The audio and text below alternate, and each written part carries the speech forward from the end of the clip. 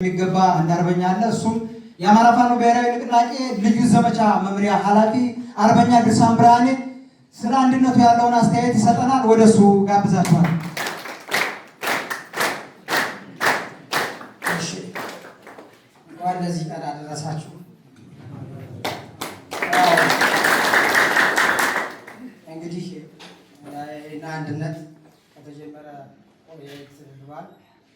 ያው በተለያዩ ስራዎችን ከዚህ በፊትም በተናጠል በአንድነት እያደረግን ወደዚህ መድረክ እንዲመጡ ያደረግንበት ሂደት እንግዲህ ተሳክቶልን እዚህ ደርሰናል ማለት ነው።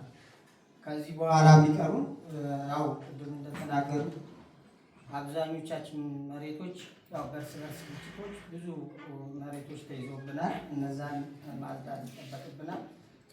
ከህዝብ ጋር ያሉ ክፍተቶችንን መቅረፍ ያለብንን ዝቅ ብለን እነሱን ችግሮች ፈተን ቅድም ወንድሜ እንዳለው እንግዲህ ይሄ ሸዋ የሁሉም የአማራ ቤት ነው። ሁሉም የሚሰባሰብበት ነው።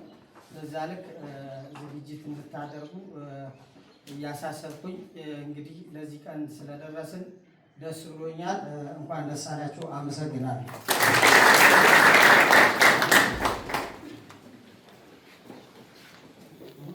ስንት ሰከንድ ፈጀው? ምን ይቀጣለሁ ማለት ነው።